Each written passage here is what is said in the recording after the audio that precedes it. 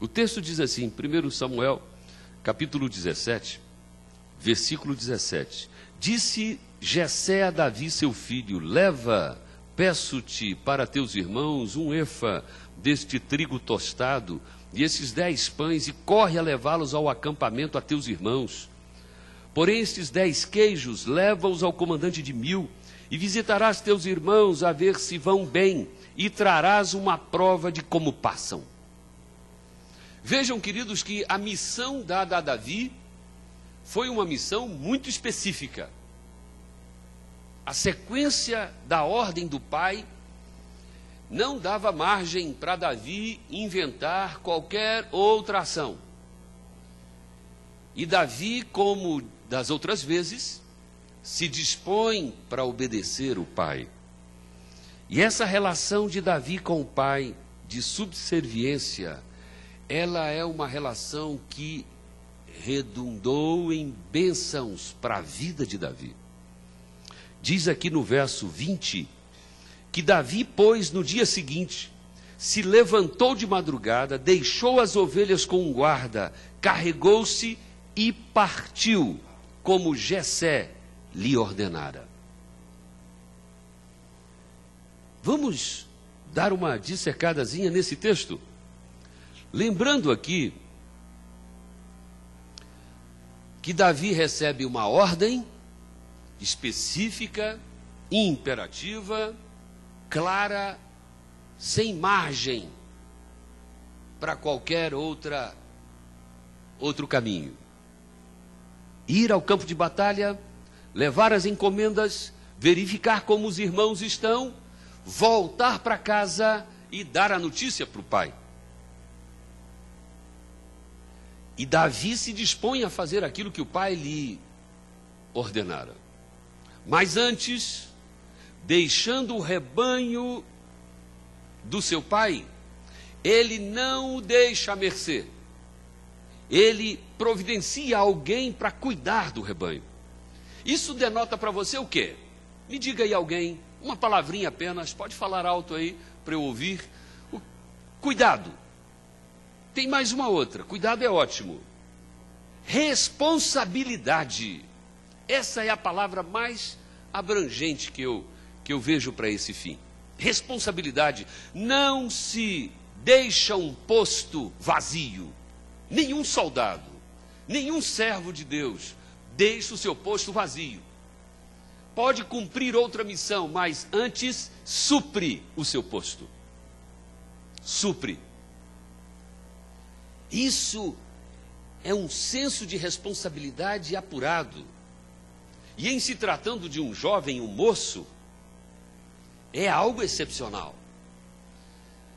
É algo excepcional. Agora, o curioso é que, para algumas pessoas, o desenvolver do tempo, o desenrolar do tempo, não aprimora esse senso de responsabilidade. Para alguns, ele até deteriora. Ao invés dele encurtar, ele se distancia. Senso de responsabilidade de um cristão envolve não apenas um foco específico, mas uma visão mais cósmica, mais abrangente, para distinguir tudo aquilo que é necessário para se cumprir adequadamente uma missão. E Davi, além de prover alguém para substituí-lo, ainda no verso 20, diz o texto que ele se levanta de madrugada. Quem tem uma missão, meu amigo, minha amiga, não dorme no ponto, não deixa para depois, se dispõe com antecedência, se organiza. E o texto nos revela na sequência que ele carregou-se. Planejamento. Ele não poderia ser surpreendido no meio do caminho, se lembrando de algo que ficou para trás, que deixou de ser colocado na mochila. Carregou-se e partiu segundo a ordem de seu pai Jessé. como Jessé lhe ordenara. Nós vivemos uma crise gravíssima. A crise da autoridade paterna, da autoridade materna. Essa crise, queridos, ela tem desdobramentos gravíssimos, porque se estende para o resto da vida do desobediente, do rilhento. Certa vez eu fui à casa visitando uma família, visitando uma senhora, uma irmã da igreja. E o marido dela, isso lá no interior de Tocantins, e o marido dela era vaqueiro, não era membro da igreja. E eu ali conversando com a irmã, e o marido se juntou, muito simpático. E num dado momento, o pai, o esposo, olhou para mim triste e disse: pastor, eu não sei se o senhor poderia me ajudar. Eu disse: pois não, querido, em que eu posso ser útil? O caso é que meu filho não fala comigo. Ah, não fala com você? Não, não fala. Quantos anos ele tem? 16 anos. E ele não fala com você por quê? Porque eu o proibi de chegar tarde da noite em casa. Numa madrugada ele chegou já com a hora muito avançada. E eu o proibi. E de lá para cá ele fechou o rosto para mim, não fala comigo. E ele está em casa? Está? A mãe correu e foi buscar o rapaz. Chegou aquele rapagão, 16 anos, todo bonachão. Escuta, você não fala com seu pai?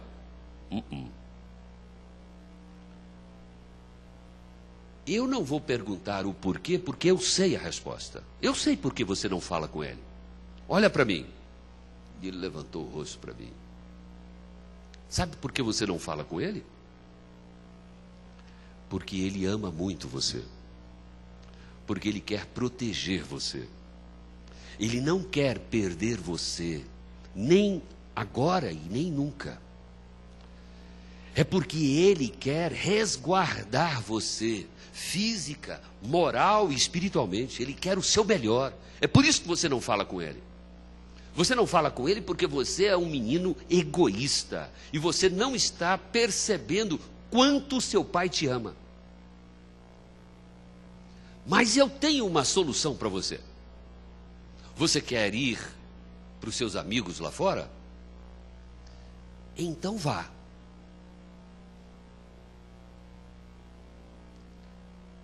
Pensando você que lá fora você vai ter uma caminha quentinha, lençol limpinho, fronha cheirosa para você deitar? Pensando você que os seus amigos lá fora vão lhe prover comida na hora boa, carinho e atenção? Você não vai ter nada, nunca, de ninguém, o que você tem do seu pai e da sua mãe. Nunca. E quer saber de outra coisa? Eu não morro por você, mas ele morre. Seu pai morre. Sua mãe morre. Porque você é tudo para eles. E o pai e a mãe em lágrimas. E o garoto lá. Mas nós vamos fazer uma coisa. Pega a sua mochila. Arruma a sua mochila e sai essa porta fora e vá procurar tudo que você tem em casa lá fora. Arrisquei. Felizmente o pirralho não foi. Vai que ele vá. Eu estava com um problema. Abraça teu pai. Dei um tapão aqui. Abraça teu pai. Abraçou. Beija teu pai. Beijou o pai. Peça perdão para o teu pai. E ele olhou para o pai e disse: pai, me perdoe. Queridos, nós vivemos um tempo de crise familiar. Conflito. Pais perdendo a autoridade. Pais que não conseguem mudar a agenda de um filho, mesmo adolescente, para atender uma ordem, uma orientação. Pais que são chantageados de um lado e de outro.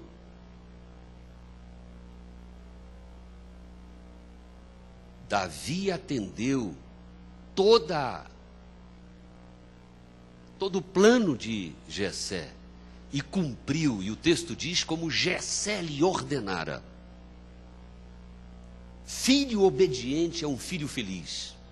Filho obediente invariavelmente se torna um excelente marido, uma excelente esposa. Filho obediente vai sempre caminhar na senda do bem. Vai se cumprir a realidade de que cresce, se desenvolve e não se desvia do caminho do Senhor. E se desviar, será por circunstância, por situação momentânea. Se eu falo a algum pai, alguma mãe, que tem um filho que se desviou dos caminhos do Senhor, que não está hoje no seio da igreja, que não vive na obediência plena, mas creia, se você transmitiu todo o amor, todo o cuidado, se você cumpriu o seu ministério como pai, foi um exemplo e uma referência, esse filho nunca perde o temor do Senhor. Foi o que preservou Davi.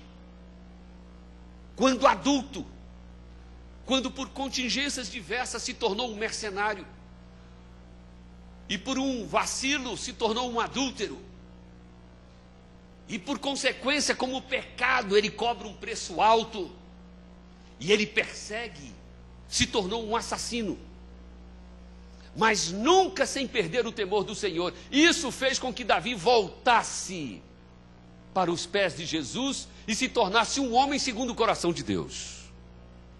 Portanto, há esperança para os pais, mas durmam sossegados na segurança de que fizeram o seu melhor. Essa era a consciência de Jessé. E Davi parte e vai. E quando ele chega no vale de Elá, ele se depara com uma circunstância inusitada. Noutras vezes, ele havia encontrado o exército disposto, todo mundo arrojado, todo mundo determinado, todo mundo ali com um semblante alegre, e de repente ele encontra o exército abatido, apático, desalentado. Ele encontra os seus irmãos, que eram para Davi seus heróis, irmãos mais velhos, ele os encontra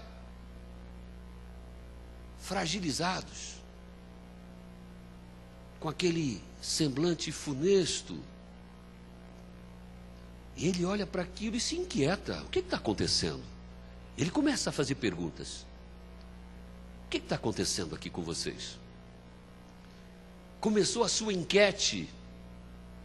Porque, queridos, quando você tem um senso de missão, você se incomoda com tudo que acontece.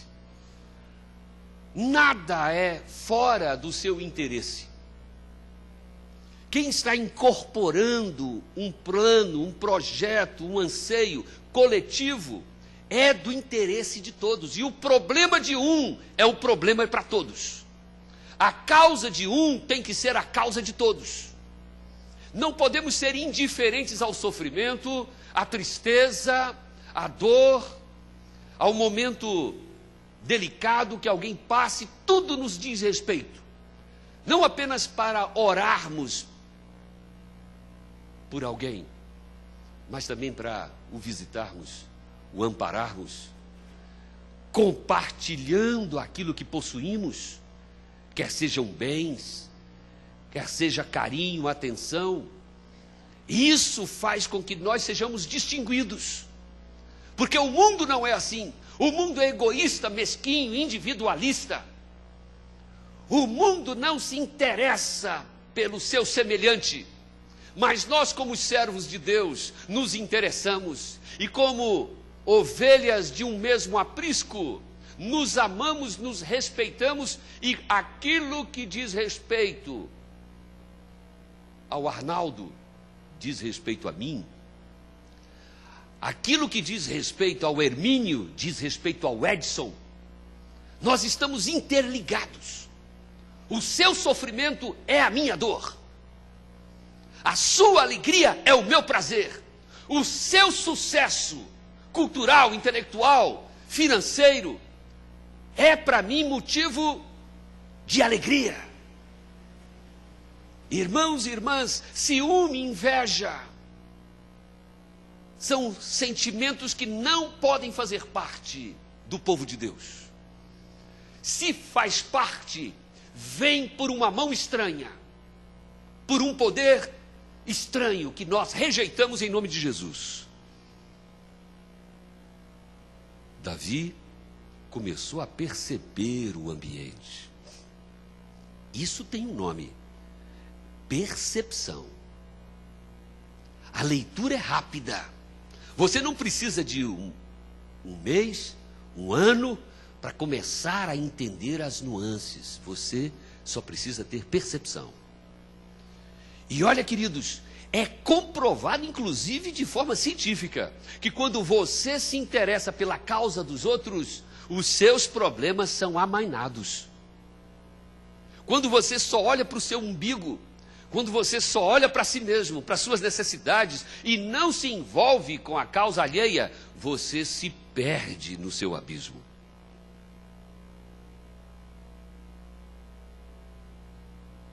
Cuide dos interesses de Deus, que Deus cuida dos seus.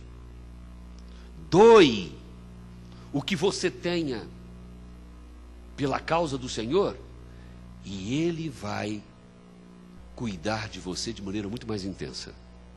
E a causa do Senhor não é apenas uma estrutura física, não é apenas uma instituição. A causa do Senhor é cada um dos seus filhos, cada ovelha do seu rebanho. Porque nenhuma lágrima sua passa desapercebida pelo céu. E se coisas que lhe afligem interessam a Deus, também tem que interessar a cada um de nós. O que está acontecendo com vocês? Enquanto Davi falava e pesquisava, diz aí o verso 23 do capítulo 17 de 1 Samuel, a última parte: eis que apareceu lá o filisteu de Gate, o gigante, falando os mesmos impropérios que falara antes. Mas só que dessa vez algo aconteceu de diferente e o gigante não contava com isso. A última parte: enquanto o gigante filisteu falava seus impropérios, as mesmas coisas que antes falara, dessa vez o que foi que aconteceu, queridos? Davi ouviu. Irmãos e irmãs, essa foi a desdita de Golias. Até então ele estava conseguindo intimidar todo mundo, mas agora ele se deparou com um outro indivíduo. O fofoqueiro, o maledicente, o intrigueiro. Ele ganha terreno, ele avança com seus intentos nefastos, enquanto ele não se depara com alguém com personalidade espiritual para dizer: alto lá. Por esse canal as coisas não vão andar nessa direção. Enquanto não aparecer alguém para dar um breque, as coisas vão tomando vulto e vão minando. Conta-se que alguém viu o pastor entrando no cinema.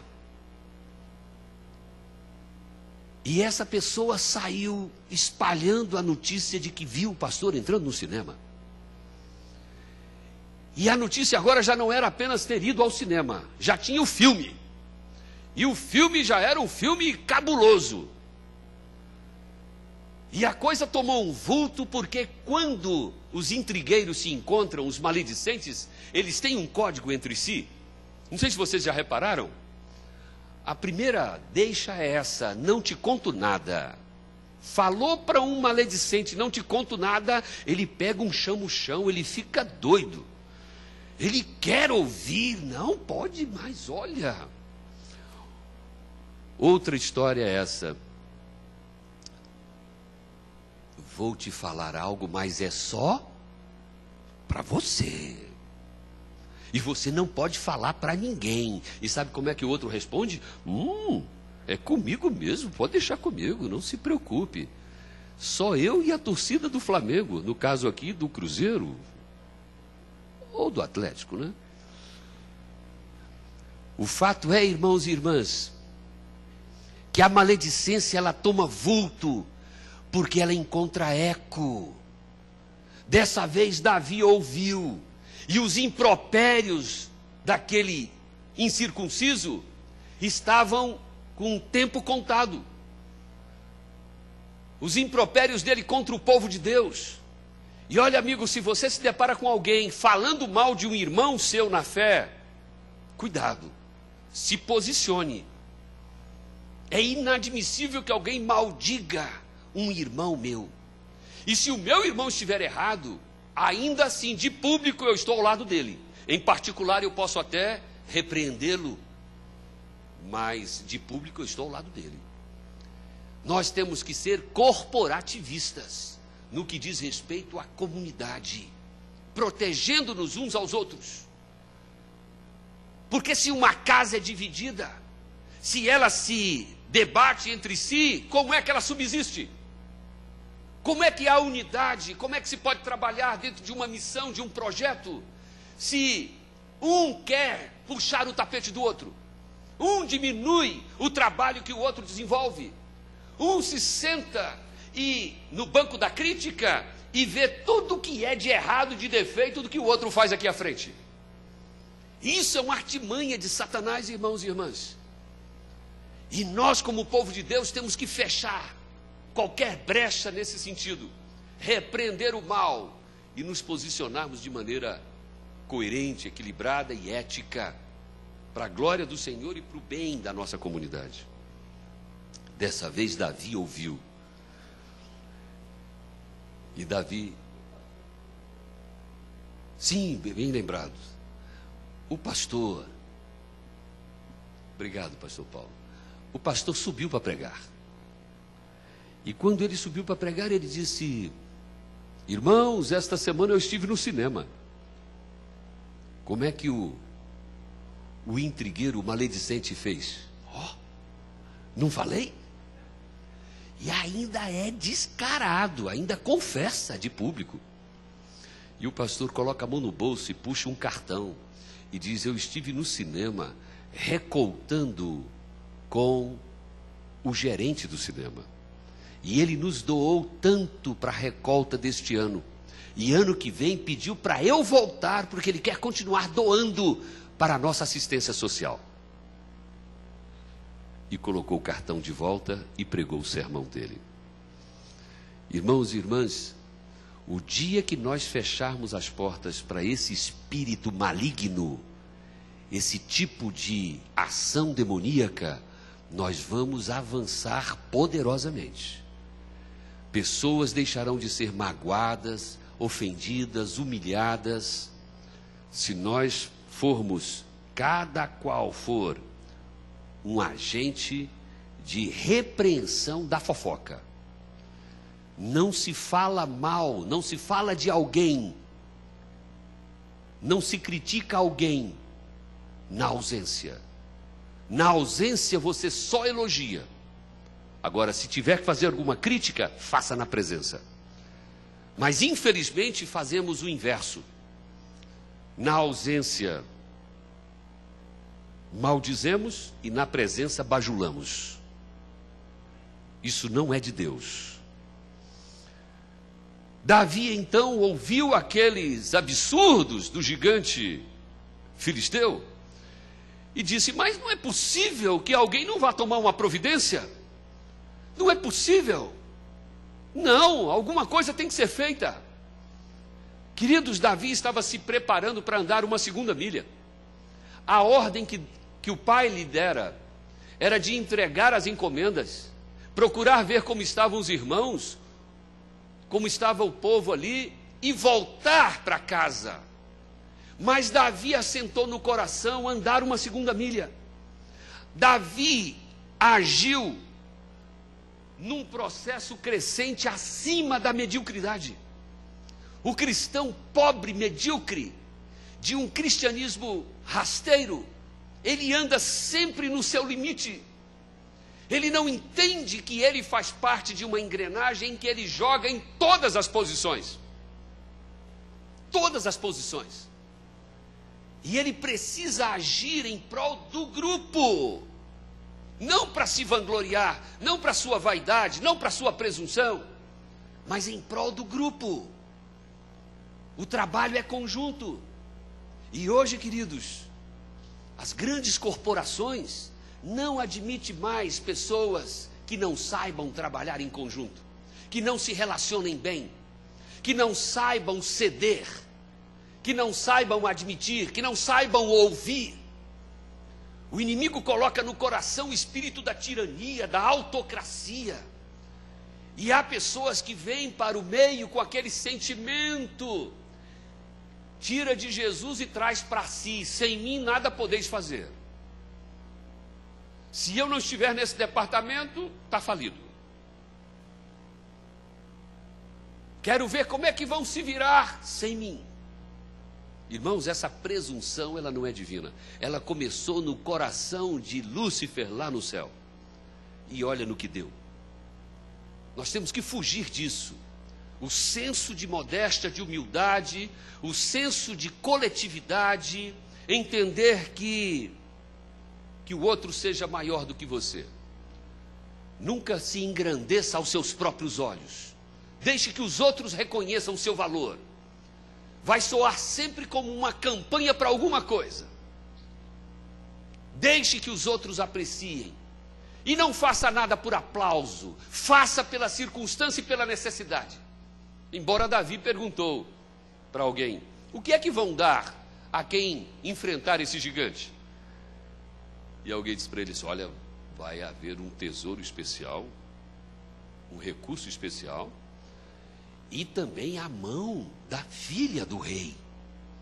E Davi pensou nas duas coisas rapidamente. Bom, o tesouro é uma boa, agora a filhinha deve ser feia que só, porque o rei dando desse jeito não é boa coisa. E Davi então assentou no coração agir. E ele foi à presença do rei. Ele disse: rei, eu vou enfrentar esse filisteu, eu vou enfrentar esse gigante. E o rei deu uma risadinha de canto de boca, sem querer ofender o rapaz, mas deu uma risadinha de bandinha e disse para ele: meu amigo, você não tem condição, você é moço, você é garoto, o sujeito lá é um soldado, ele é fortemente armado, você não tem condição de enfrentá-lo. Mas eu irei, porque eu estava apacentando o rebanho do meu pai, e veio um urso e tomou uma ovelha, e eu enfrentei esse urso, livrei a ovelha do meu pai e matei o urso. E o rei olhou e disse assim: é mesmo? E tem mais. Noutra feita veio um leão e atacou uma ovelha do rebanho, e eu não me detive. Lutei com o leão, o matei e livrei a ovelha do meu pai. Assim será com esse incircunciso. Assim será com esse filho de uma giganta. Ele verá o peso do poder de Deus. E o rei olhou para aquilo e ficou pasmo.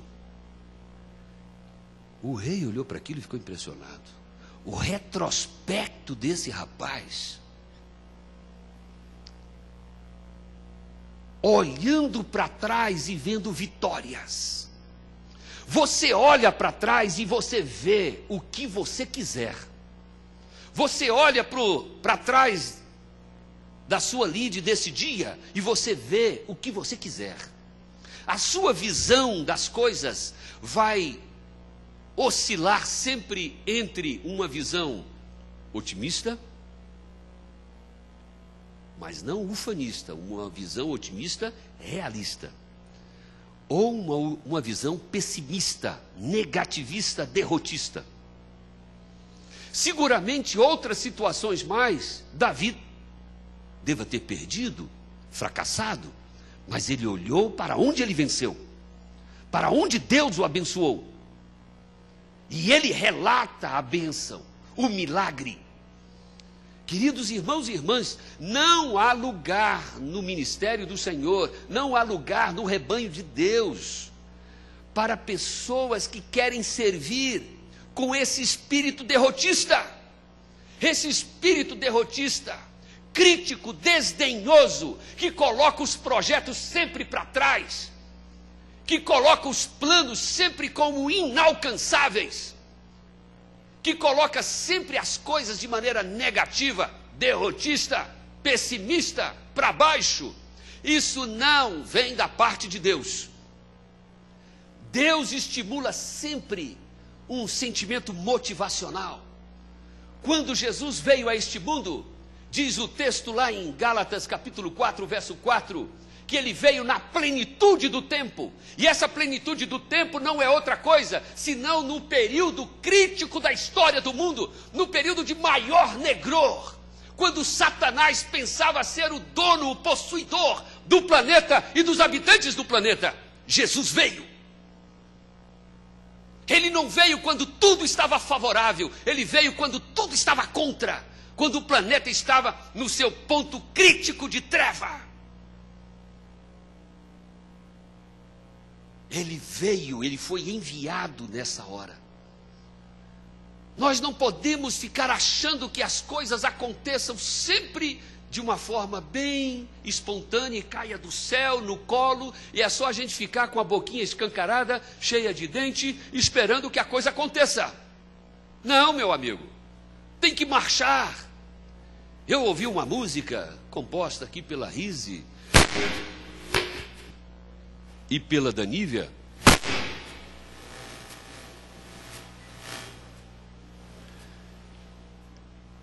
Não sei se esse problema está ligado aos nomes Rise e Danívia, será?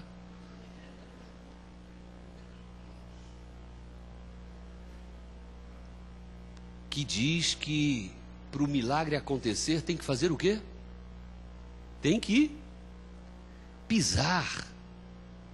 Sabe, queridos, sabe o que difere um otimista de um pessimista? A visão, a maneira de olhar as coisas. O pessimista olha para meia garrafa de água e faz um alarde terrível, faz um discurso de morte. Só temos meia garrafa de água. Isso é uma tragédia. O otimista olha para a mesma garrafa de água e faz um discurso retumbante, eufórico, empolgante, dizendo o quê? Ainda temos meia garrafa de água. É a visão. E a visão que você tenha da vida, a visão que você tenha das coisas, a visão que você tenha de Deus, a visão que você tenha da igreja, do ministério, da obra, a visão que você tenha da fidelidade, a visão que você tenha da ética, da moral, ela dependerá muito de como você está olhando para Deus. Se você vê um Deus de caixinha, um Deus minúsculo, um Deus pobre, um Deus derrotado, então você vai ser sempre uma pessoa pessimista, negativista e derrotista. Se você olha para a igreja de Deus como uma igreja minúscula, uma igreja que não expande, uma igreja pobre, uma igreja débil, então você está tendo uma visão distorcida. Se você olhar com os olhos otimistas, com uma visão altruísta, você verá coisas grandiosas, extraordinárias. Davi viu possibilidades porque ele olhou para trás e viu as conquistas que Deus lhe dera. Nada justifica hoje a igreja viver apática, desalentada, a igreja adventista do sétimo dia, viver de maneira amofinada, sem nenhum arrojo missionário, sem nenhuma determinação em encontrar um ponto para instruir e atrair pessoas para os pés de Jesus. Nada justifica, porque a história, desde o Éden, passando pela estruturação da igreja como instituição, de 1860 para cá, toda a história dessa igreja é de vitórias retumbantes no nome do Senhor Jesus. E olhe para trás para você verificar quantos ursos, quantos leões você tem vencido e derrotado. Quantos? Muitas vitórias Deus tem dado a você. Muitas vitórias. Saul então determina para Davi: olha, veste aqui a armadura pelo menos. E ele tira a armadura dele. Olha só a sensatez de Saul. Dá vontade de dar uma dura nesse rei. Um homem de 2 metros de altura, ombros largos, pega um rapaz de 1,70 m, tira a armadura dele e joga no rapaz. Tira a bota dele, 46, 44 pelo menos, e bota para o rapaz 39. O sujeito enfia o pé na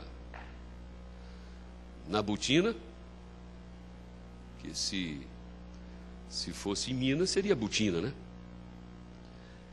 E coloca a armadura. O capacete então ficou aquela coisa bambeando na cabeça do garoto. E diz o texto que o garoto deu 2 passos e fez o quê? Caiu. Olhou para o rei e disse: não, eu não posso ir com isso. E eu vou dizer uma coisa para você: você não vai vencer com artifícios humanos. Você não vai vencer com artifícios humanos. Hoje eu recebi uma mensagem, alguém me perguntando de longe, alguém me perguntando lá de Manaus, me perguntando sobre esse contexto dos artifícios humanos. Nós não vencemos com artifícios humanos. Essa igreja chegou onde chegou pelo poder de Deus. Você está aqui, não foi por seus artifícios, foi pelo poder de Deus. E você vai avançar com essa igreja pelo poder de Deus.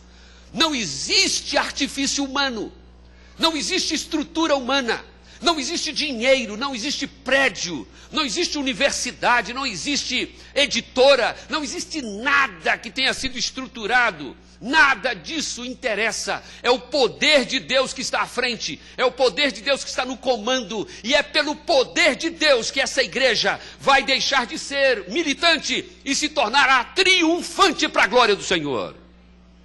E você está dentro disso. Você está dentro disso. O Paulo Roberto está dentro disso. Todos nós estamos dentro disso. Se hoje há alguém que esteja arrazoando, caindo no engodo satânico de considerar suas forças, considerar sua capacidade, sua intelectualidade, e senta numa cadeira de juiz, está no procedimento equivocado. É preciso que todos nós nos humilhemos. Todos nós nos posicionemos como servos, o mais incauto até o mais culto, o mais jovem até o mais idoso, o mais experiente até o neófito. Todos precisam unir sob uma batuta só. E Deus trouxe para cá esse homem, pastor Paulo Nogueira. E se ele trouxe esse homem para cá é porque ele é para ser uma bênção para essa igreja. Mas essa igreja em contrapartida também precisa ser uma bênção para ele e para sua esposa. A parceria tem que ser conjunta, sem nenhum espírito desdenhoso. Onde estiver qualquer um de vocês, o pastor Paulo saberá que ele estará muito bem protegido, resguardado, porque ele tem aqui não apenas um rebanho, mas irmãos, amigos, companheiros, gente convertida, transformada, que está disposta a trabalhar determinadamente para a glória do Senhor. Cada um aqui tem que se sentir à vontade, tranquilo, porque onde você estiver, eu estarei bem representado lá. Na minha ausência, se alguém citar o meu nome, eu sei que o Cleiton vai ponderar sempre a favor do ausente. Nunca contra. E nunca com omissão, com apatia, porque o cristão nunca é omisso. Nunca está em cima do muro. Ele sempre se posiciona em todos os aspectos. E o posicionamento tem que ser sempre sensato, centrado, equilibrado, harmonioso com a vontade de Deus, exalado na Bíblia e exalada no Espírito de profecia, e no manual da igreja, e na orientação da igreja que foi instituída e estabelecida com autoridade divina. Isso é você cumprir a missão. Davi, queridos, olhou para o rei e disse: eu não posso ir com isso aqui. Sabe por quê? Porque aquela armadura, ela simbolizava os artifícios humanos para cumprir a missão. Lembre-se que você não é nada. Nada. A única coisa que você é instrumento, é vaso. E vaso vazio não resolve o problema. O vaso tem que estar cheio. Minha esposa tem vaso na sala, e lá tem um gatinho chamado Nicolau. E o Nicolau gosta de entrar dentro do vaso, e ele some lá para dentro e de repente ele aparece subitamente. E sabe por que ele entra dentro do vaso, o gato, e volta? Porque o vaso está vazio. O vaso está vazio. Satanás entra e sai quando ele quer da sua vida, se o vaso estiver vazio. Satanás faz estragos terríveis, leva você para onde você não quer, faz você olhar para trás e chorar e lamentar seus erros, seus equívocos, porque o vaso vazio dá lugar para essas oportunidades do mal. Davi olhou e disse: eu não posso ir com essa armadura, mas eu irei enfrentar esse gigante. E ele buscou aquilo que era mais singelo, mais simples, porque as coisas de Deus não precisam de sofisticação. A gente é que, com mania de grandeza, com megalomania, achamos que as coisas têm que ser... Não, as coisas para serem executadas têm que ser o mais simples possível. A ação missionária tem que ser objetiva e simples. Sentar para ficar horas traçando planos sobre como penetrar um bairro da cidade é simples, é orar e agir.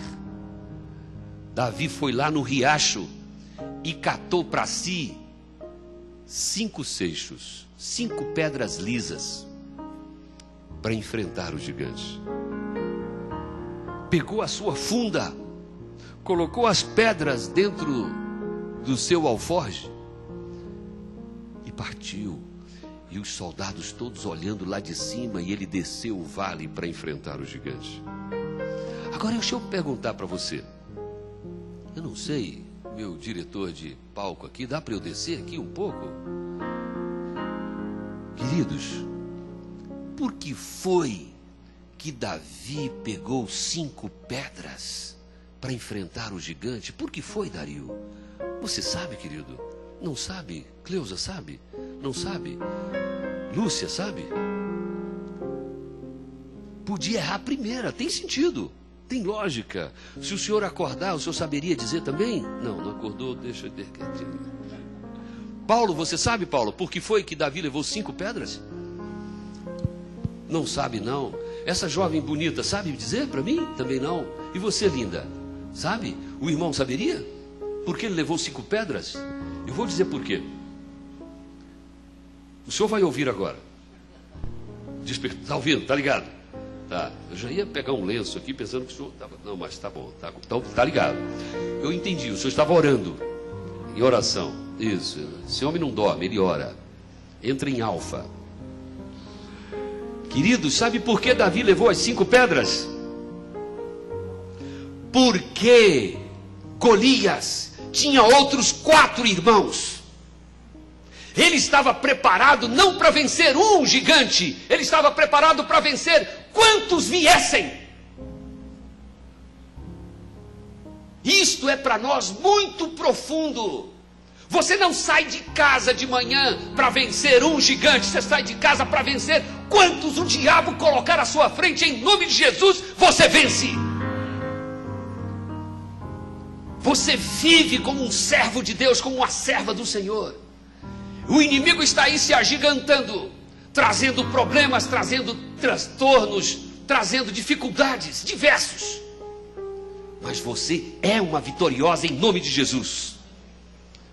Você não foi chamado como alguém para ficar ali, atordoado no meio da multidão. Você foi chamado como alguém para ficar à frente da multidão. Deus lhe deu essa autoridade. Olhe para trás, veja quantas vitórias e você vai avançar e vai vencer. Falo nesta noite a pessoas que estão enfrentando problemas terríveis. Falo a pessoas que estão nos acompanhando pela internet, no seu lar, enfrentando problemas terríveis, problemas de saúde, problemas financeiros, conflitos no lar. Coloque-se nas mãos do Senhor, confie nele. A vitória já lhe foi assegurada, porque você serve a um Deus vivo e vitorioso.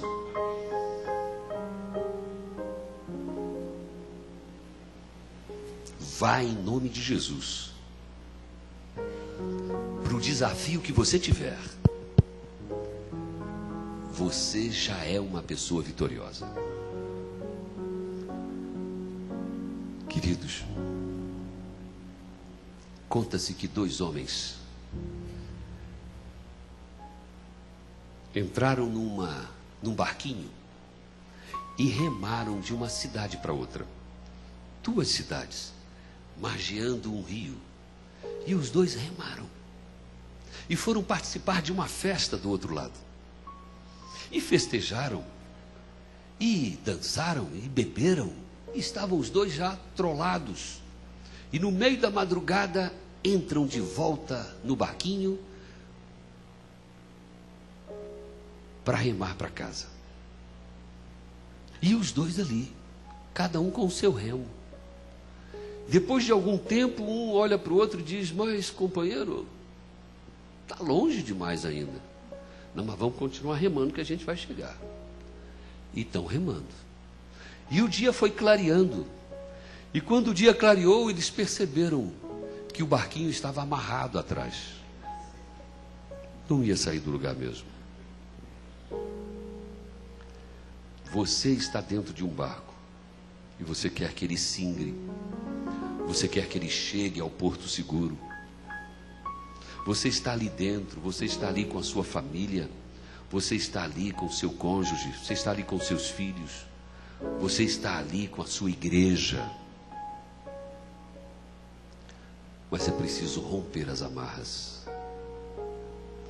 Eu falo a alguém nesta noite que tem estado amarrado nesse mundo, preso nesse mundo, sabe que tem que vir nessa direção, tem que andar nessa direção, sabe que tem que remar aqui, mas não consegue, se sente amarrado por um vício, um sonho, um desejo, uma paixão, se sente preso, não consegue se soltar totalmente nas mãos do Senhor, não consegue confiar totalmente no cuidado do Senhor, vive restringindo ali por um trabalho que exige o sábado, por uma situação, um sonho, um projeto que ainda não foi realizado. Irmão e irmã queridos, está na hora de romper as amarras, colocar a vida plenamente nas mãos de Deus. Alguém que está aí no vale da decisão, querendo entregar a vida a Jesus. Hoje nós visitamos a Silene, alegre, feliz, ex-obreira de uma igreja neopentecostal. Conheceu a verdade plena e entrega a vida a Jesus com muita alegria e será batizada neste sábado em nome do Senhor. Falo a alguém que está aí no vale da decisão, quer firmar-se, quer voltar para Jesus, quer ser reconduzido, alguém que se desviou, que se extraviou por razões quaisquer, mas não consegue firmar-se nessa decisão, porque tem alguma amarra, ou por outra, alguém que esteja aí, conhecendo a palavra de Deus, e quer se firmar com o povo de Deus, através do santo batismo, e há alguma amarra. Está na hora de romper com isso, meu irmão e minha irmã, está na hora.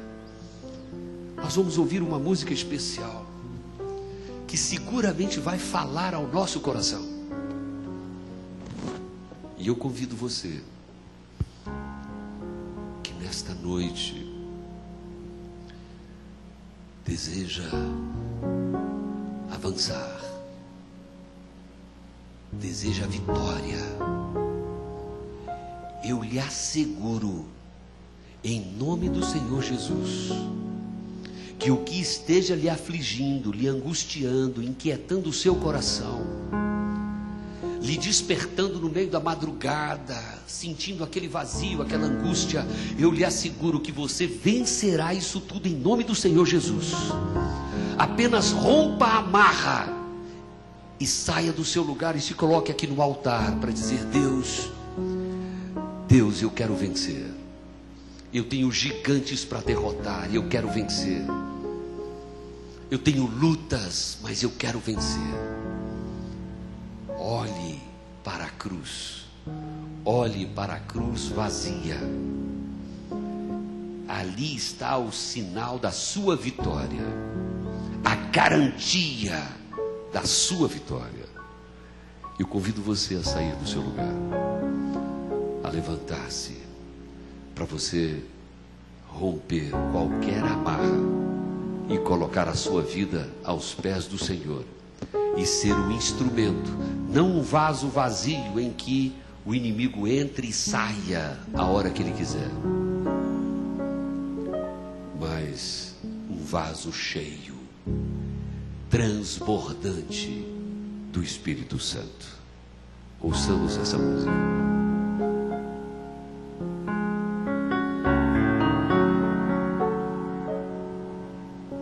Se na escuridão da vida tu não sabes pra onde ir, se anda cheio de motivos pra parar e desistir, uma coisa eu te digo, preste muita atenção. Jesus Cristo é a saída, Jesus Cristo é solução. Ele é mais que uma resposta, é a mão que te conduz quando tudo está escuro. Ele é a própria luz, é a fonte da esperança, da alegria e do prazer. Jesus Cristo é a saída pra tua vida renascer. Os problemas e as tristezas não vão mais te dominar.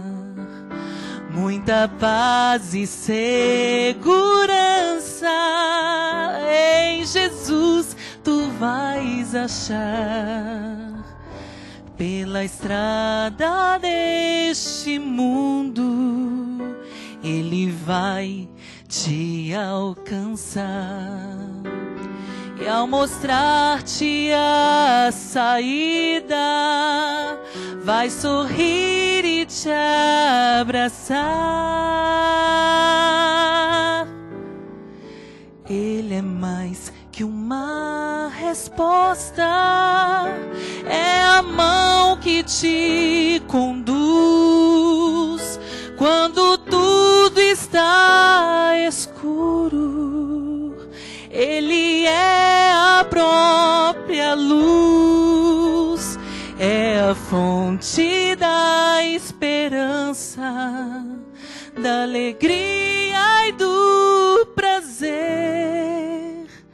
Jesus Cristo é a saída pra tua vida renascer.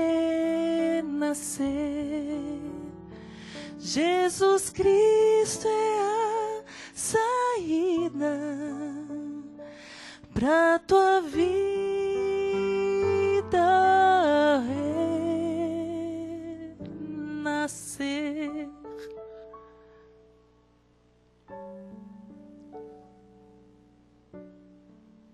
Grandioso Deus e amado Pai,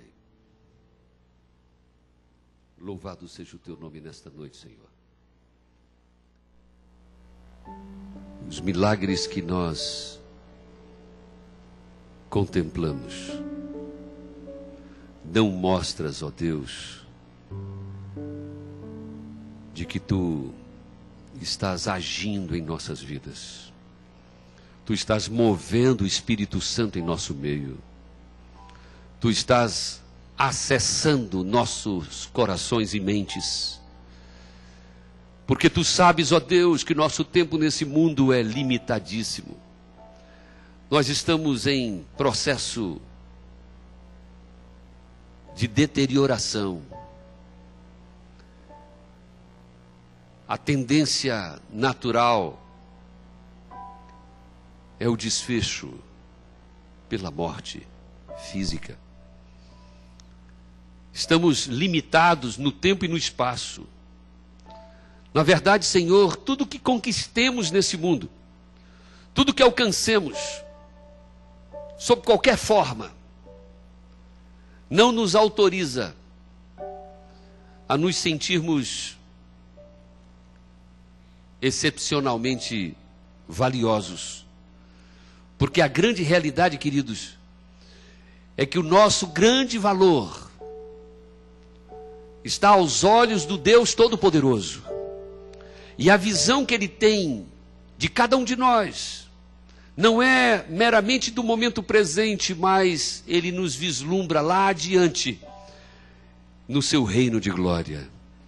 Ó Deus de amor, agradecemos piamente esse momento especial que a igreja vive nesta noite, em que Tu falas ao meu coração, falas ao coração do pastor Paulo, dos seus anciãos, seus oficiais, falas às famílias, aos lares, impressionas a cada um de nós, ó Deus, com o poder retumbante extraordinário que Tu disponibilizas. Tu dispões a cada um, como fizeste com Davi, Tu fazes conosco também. Nós estamos autorizados pelo Rei do Universo, o Senhor dos Senhores, a sairmos daqui para vencermos todos os gigantes que nos venham, em nome do Senhor Jesus. Bondoso Deus, muitos estão aqui renovando suas vidas, renovando seus propósitos, determinando-se a serem doravante missionários humildes, vasos cheios de bênçãos. Outros estão vindo à frente, ó Deus, para uma entrega. Vinham presos, amarrados no lado escuro da eternidade, mas agora, Senhor, estão determinados a romper essas amarras, sejam elas quais forem. Algum pecado, alguma mácula, algum sentimento conturbado, alguma escolha imprópria, algum vício, qualquer que seja, Senhor, coisas derivadas das trevas, Senhor, que vinham prendendo, amarrando esta alma, doravante, essas amarras estão rompidas em nome de Jesus.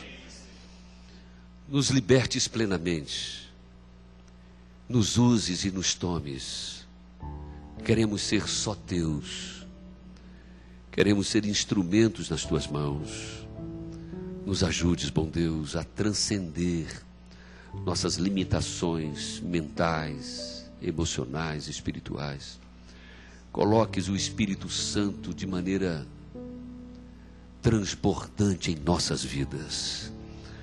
Nos dirijas, nos guardes, nos conduzas e nos tornes mais do que militantes.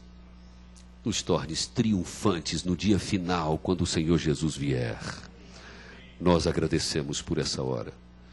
Agradecemos pelo cuidado dos Teus anjos e pela influência poderosa do Espírito Santo e pelo poder maravilhoso da Tua palavra, em nome de Jesus. Amém, Senhor. Amém, Senhor.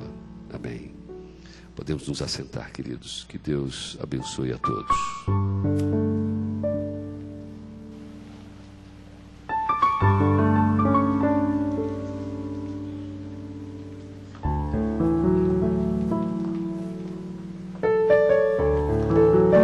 Não vá embora não vai embora sem o meu abraço. Se sair sem o meu abraço, vai sair sem algo muito importante.